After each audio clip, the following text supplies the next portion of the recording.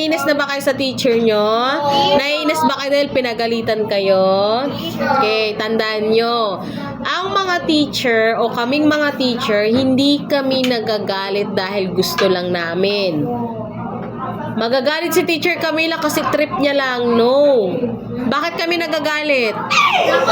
Dahil makulit kayo. Dahil kailangan nyong malaman kung ano ang tama sa mali, kung ano ang dapat sa hindi. Sa madaling salita, nagagalit kami dahil mahal namin kayo. Sino ba ang teacher o magulang na gustong makita ng anak lumalaking pasaway? Wala, di ba? Si Robert.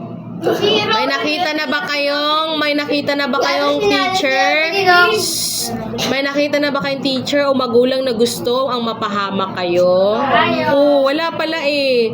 So, yun yung dahilan kung bakit kayo pinapagalitan. Pinapagalitan kayo sa bahay o sa school, hindi dahil gusto kayong pagalitan, kundi dahil mahal kayo ng inyong mga magulang at ng inyong mga teacher.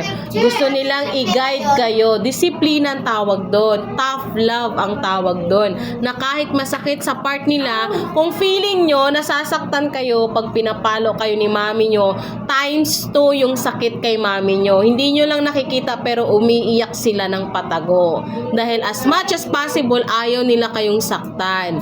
Pero they have no choice. That's the only way to discipline you. Kasi hindi na kayo napagsasabihan. Kaya kayo, oh, why are you crying? Kaya kayo pinapalo para po malaman nyo ang tama at sa mali. Oh, 'di ba? Umiyak si mami mo.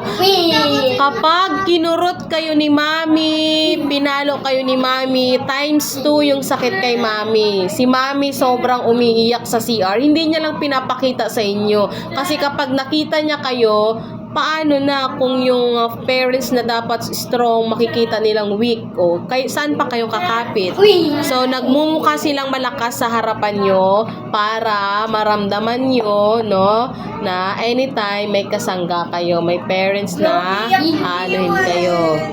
So dapat ito parang nababaliw na to sa gitna kanina pa. Okay? Oh, it's okay na mag-iyak. Ilabas niyo yung feelings niyo. That's normal. No? So, dapat bago kayo umalis ng bahay, always palaging mag-I love you kay mami. Palaging yakapin si mami. Palaging mag-thank you. Thank you, mami, for preparing my food. Diba?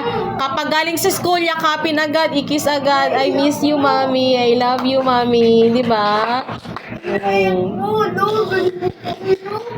Uy! Okay, tandaan na anak. Okay, AC? Tama, AC? Wipe your tears. Jewel, anong sasabihin kay mami pag uwi? Okay, mag-I love you kay mami, ha? Itong sa gitna, parang nababaliw talaga. Kanina pa.